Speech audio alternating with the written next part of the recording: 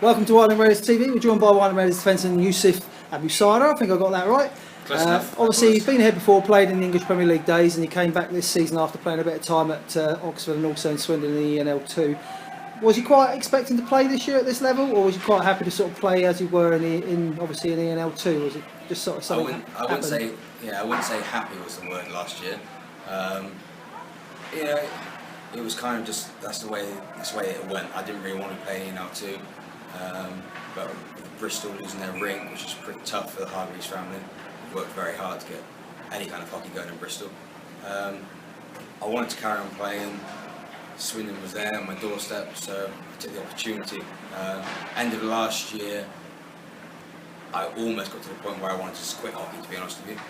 And I got a call from Corny, and that was it. I wanted to come down here, just needed to sort a few things out, and that was it. I was here. And of course, you're known across the league as a shot blocker, and obviously put your body on the line, especially on the penalty kill. Yeah. Have you faced any major injuries as a result of that kind of style of play? That's not a good question to ask, because I'm going to say no, and you know what's going to happen now, don't you? Yeah, jinxed it. Yeah.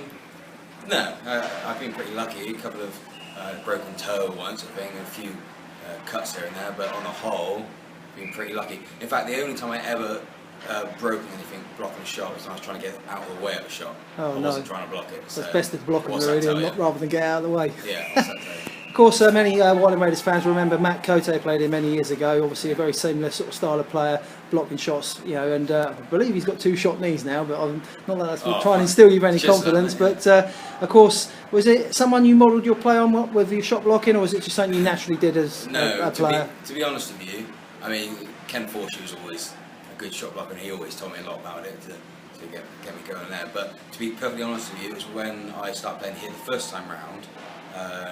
Playing EPL, I quickly realised that I didn't have the skill set that most of the guys in EPL did, so I needed to find something that I could do to contribute to the team, and blocking shots is something that it's not all that difficult to do. It just, becomes a habit. It hurts, but it's an easy thing to do. It doesn't require any skill, so it's something that I just started then and just carried on doing ever since. And of course, you come down every week from Bristol, I'm guessing, with Steve Osman. Swindon, rather. Yeah. Obviously, that's a fair old whack of a journey. It shows your commitment, obviously, to the cause. And you've come back this year, doing pretty well, like I say, as a side, not just individually as a player, but also as a team. And top of the league, obviously, heading into the second week of January. Obviously, got the cups to look forward to, as well as the playoffs. Did you think 12 months ago that you'd be in this position? No. To be honest with you, I was half expecting to be sat at home, maybe in the pub by now, to be honest with you. I didn't think we'd be playing at all. So to be playing now and being in a shot for a title, league title, playoffs, cups, it's great. And I'm very happy to be here and actually have the opportunity to do that. So I don't know how many more years I'm going to be playing, so I'm definitely pretty desperate to win something in this last year or two. And obviously a former player, well, he still plays at Bristol, of course, and hats off to him to keep the team going over the last few seasons, obviously Richie Hargreaves. Yeah. And everyone seems to have a lot of banter with him, obviously myself included, because his brother lived at my house for a good couple of seasons. And you always have a laugh and a joke with him, and we had him obviously on the TV when he came down on the unfortunate news of his passing of his father. Yeah. And everyone seems to still keep in touch with him, whether they play for him or not. And he's someone that he's obviously a bit of a live cracker in the room, and he often gets his own abuse on Facebook due to his own silliness, really. But obviously, he's someone that you played alongside. Is there anything you've taken from Richie over the years as a player that you sort of put into your game and just you've picked up, or whether it's been from Richie? I think the key to Richie, and one of the reasons why it was so good to play for and with, was just the fact that he knows when it's time just to have a joke and have a laugh, and when to take it seriously. There's nothing worse. There's been a few times where I've been involved with teams where you go one way where it's just joking and laughing the whole time and you get nothing done, or you go the other way where it's just boring and there's no point being there. You're there for 6-7 months of the year, you want to have some fun. But Richie just made it quite clear at the time I was there, we're going to have a lot of fun, but we're going to work hard at the same time.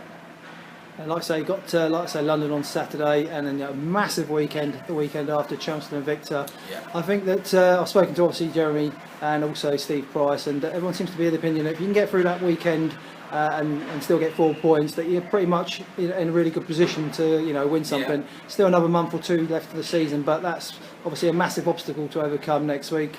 Looking forward to that weekend? Yes, massively. I mean, let's not look too far past this weekend first, but that weekend is the sort of weekend that you look forward to.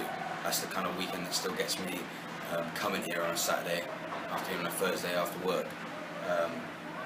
Because no one wants to be playing teams that go fresh in every single week, going playing those tough games. But if we can get through that with 4 points, then we are well on our way to getting some, perhaps a league title. Which would be wonderful. Well, it's been good talking to you, Yousif, for the first time. Obviously, we've tried to track you down on many occasions. I finally managed to get you. So we've got a good 6 minutes worth of you. So thanks for joining us. Good luck on Saturday, and we'll speak to you again soon. Cheers, mate. Cheers, mate. Thanks a lot. Thank you.